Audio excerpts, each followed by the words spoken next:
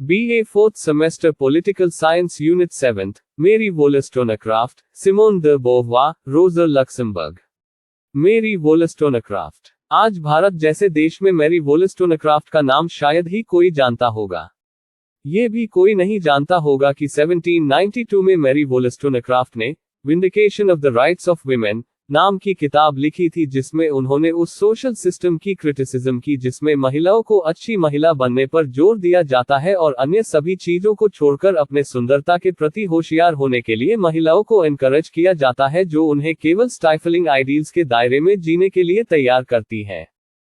20th century के बीच में जब वेस्ट के देशों में फेमिनिस्ट मूवमेंट्स ने अपनी जमीन मजबूत कर ली, तब civil rights movement, student movement, anti war movement और लेबर मूवमेंट मजबूत होने लगे। तब मैरी वोllstonecraft हिस्ट्री के डॉक्यूमेंट्स में फिर से जीवित हो गई। उनके क्रिएटिविटी पर नए सिरे से चर्चा की गई और इस सच को एक्सेप्ट किया गया कि मैरी वोllstonecraft विमेंस राइट्स के लिए स्ट्रगल करने वाली वर्ल्ड की पहली महिला थी। उन पर लिखी कई बायोग्राफीज में उन्हें, जिसमें पहली उनके पति विलियम गाडविन की थी, ने सबसे पहले यही कहा था कि मैरी यूरोपियन और अमेरिकन देशों में विमेंस मूवमेंट की मदद थी। मैरी वोllstonecraft का जन्म 27 अप्रैल 1759 को स्पिटलफील्ड्स, लंदन में हुआ था। फार्मर बैकग्राउंड के उनके पिता एडवर्ड जॉन वोllstonecraft और माता एलिजाबेथ डिक्सन के 7 बच्चों में मैरी दूसरे स्थान पर थी। इकोनॉमिक सिचुएशन स्टेबल नहीं होने के कारण मैरी का परिवार हमेशा शहर बदलता रहता था।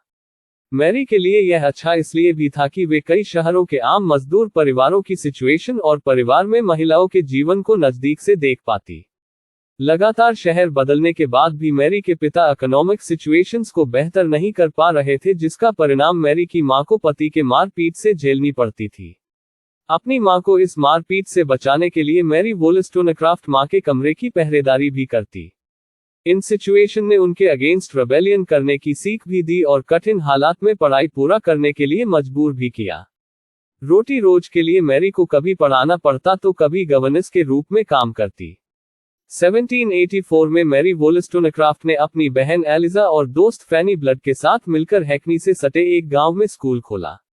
यही मैरी की मुलाकात रिचर्ड प्राइस से हुई, जो अपनी किताब review of principal questions of morals से पॉपुलर हो चुका था। रिचर्ड प्राइस के माध्यम से मैरी उस दौर के कई ऑथर्स और थिंकर्स से मिलती। Mary Wollstonecraft views on women's education. Mary Wollstonecraft ने a vindication of the rights of women में विमेन एजुकेशन के महत्व को स्पष्ट करते हुए लिखा है कि महिलाओं के अधिकारों के लिए लड़ते हुए मेरा मेन आर्ग्यूमेंट इस सरल प्रिंसिपल पर बना है कि अगर वह एजुकेशन द्वारा पुरुष के साथी बनने के लिए नहीं है, तो वह बुद्धिमानी और भलाई की प्रोग्रेस को रोक देगी, क्योंकि सच्चाई सभी के लिए समान होना चाहिए या सामान्य व्यवहार पर इसके इम्पैक्ट के संबंध में ये बेकार होगा और महिलाओं के एक साथ काम करने की रिक्वायरमेंट कैसे की जा सकती है जब तक कि वह यह नहीं जानती कि उसे सदाचारी क्यों होना चाहिए। स्वतंत्रता अपने लॉजिक को तब तक मजबूत नहीं करती जब तक कि वह अपने कर्तव्य को नहीं समझती और यह नहीं देखती कि किस तरह उसकी वास्तविक भलाई से जुड़ी है। यदि बच्चों को देशभक्ति के सच्चे प्रिंसिपल्स को समझने के लिए एजुकेटेड किया जाना है, तो उसकी मां को देशभक्त होना चाहिए और इंसानी दुनिया का प्रेम, जिससे वर्च्यू की एक ऑर्डरली ट्रेडिशन का जन्म होता है, केवल इंसानी दुनिया के मॉरल और सिविक इंटरेस्ट्स पर विचार करके ही उत्पन्न किया जा सकता है। Impact of the French and American revolutions on Mary Wollstonecraft. World scenario में 1776 में अमेरिकन रेवोल्यूशन और 1789 में फ्रांस रेवोल्यूशन हुई। इन दोनों रेवोल्यूशंस का प्रभाव मैरी वोllstonecraft के विचारों पर पड़ा। उनका मानना था कि महिलाओं को पुरुषों के समान माना जाना चाहिए और उनके साथ वैसा ही व्यवहार करना चाहिए जैसा हर जगह पुरुषों के साथ किया जाता है। महिलाओं के साथ समानता के व्यवहार का विचार मैरी वोllstonecraft के साथ फ्रेंच रेवोल्यूशन का ही रिजल्ट है। मैरी वोllstonecraft जितना फ्रेंच रेवोल्यूशन से प्रभावित होकर लिखती हैं, उतना ही प्रभाव उनकी राइटिंग स्टाइल में अमेरिकन रेवोल्यूशन का भी दिखाई देता है। अमेरिकन रेवोल्यूशन में जहां क्लास डिफरेंस को खत्म करने की बात की गई, वहीं साथ साथ महिलाओं की समानता की भी बात की गई। अमेरिकन रेवोल्यूशन के व्हाइट पेपर्स में कहा गया है कि गॉड ने सब मनुष्य को समान बनाया है, मतलब गॉड ने महिलाओं व पुरुषों दोनों को भी समान बनाया है, इसलिए महिलाओं को पुरुषों के समान ही सभी अधिकार दिए जाने चाहिए। अमेरिकन कॉलोनीज के रिप्रेजेंटेटिव्स द्वारा जारी किए गए इंडिपेंडेंस मैनिफेस्टो का प्रभाव भी दिखाई देता है। मैरी वोलेस्टोनक्राफ्ट के महिलाओं को होशियार करने, उनको पुरुषों के समान मानने, घरेलू प्रॉपर्टी में बराबरी और महिलाओं को पढ़ा लिखा करने जैसे विचारों को आगे बढ़ाने के लिए इंस्पायर किया। Political thought of Simone de Beauvoir. Simone de Beauvoir in the feminist movement. यदि परिवार पॉलिटिक्स की सबसे छोटी यूनिट है और man woman relationship political product, तो सिमोन द बोववार को बेहिचक 20th सेंचुरी की हीरोइन डिक्लेयर किया जा सकता है। सिमोन द बोववार और जियां पॉल सार्त्र 20th सेंचुरी की वह जोड़ी है जो फेरी टेल जैसे नाजुक शब्द के कैटेगरी में नहीं आ सकते हैं। ये लव स्टोरी फ्रांसीसी रेवोल्यूशन की बौद्धिक विरासत और मार्क्सवादी समझ के साथ आगे बढ़कर पूरी 20th सेंचुरी का नैरेटिव लिखती है। ये जिस्म का साथ नहीं बल्कि दो जीवन का सोशल शेयर था। इन दोनों ने अपने रिश्ते की साइंटिस्ट और इंटेलेक्चुअल लैबोरेटरी से दुनिया के सामने स्त्री पुरुष के बीच नॉन डोमिनेंट सफल रिश्ते का प्रयोग प्रूव किया। सारी ट्रेडिशंस, टिबू से हटकर एक मॉडर्न और आजाद रिश्ते को 20th सेंचुरी की सबसे बड़ी पॉलिटिकल, सोशल खोज माना जा सकता है। इन दोनों की विशेषता ये रही कि अपने जीवन और प्रिंसिपल्स को राइटिंग के कच्चे माल के रूप में इस्तेमाल किया। अपने समय की अनोखे टैलेंट्स ने रिश्ते में एक दूसरे को अधिक से अधिक आजाद करने का इरादा किया।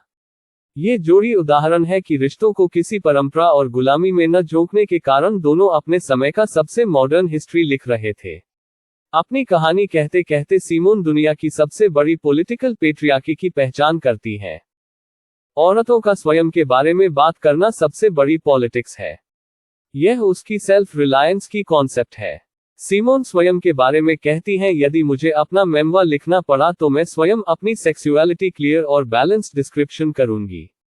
मैं महिलाओं से अपने जीवन की सेक्सुअलिटी के बारे में फेमिनिस्ट पर्सपेक्टिव से बिल्कुल सच्चाई के साथ कहना चाहूंगी, क्योंकि ये केवल एक पर्सनल बात नहीं है बल्कि पॉलिटिकल भी है। सिमोन ऑथर के साथ सोशल और पॉलिटिकल वर्कर भी थी। भारत जैसे देश में कॉलोनियल रूल से आजादी मिलने के बाद ही महिलाओं को वोटिंग का अधिकार मिल गया था। लेकिन किस फ्रांस ने रेवोल्यूशन करते हुए फ्रीडम, इक्वालिटी और ब्रदरहुड का नारा पूरी दुनिया को दिया, उसने अपने देश में औरतों को वोट का अधिकार नहीं दिया। पॉलिटिकल समझ रखने वाली सिमोन ने इस कॉन्ट्रडिक्शन को पहचाना और औरतों के लिए वोट देने के अधिकार के मांग के आंदोलन का हिस्सा भी बनी।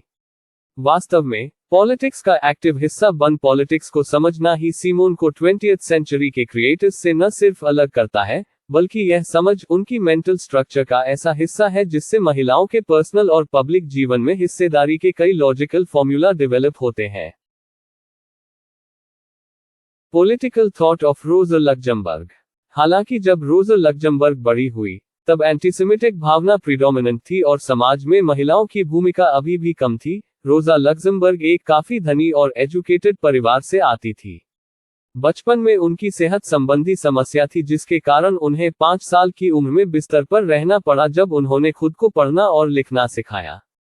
लक्जमबर्ग ने ज्यूरिख में कानून और पॉलिटिकल इकोनॉमी का स्टडी किया और आखिर में डॉक्टरेट की डिग्री प्राप्त की। यहीं पर उनकी मुलाकात लियो जोगिकस से हुई, जिनके साथ उन्होंने पोलिश सोशल डेमोक्रेटिक पार्टी की शुरुआत की।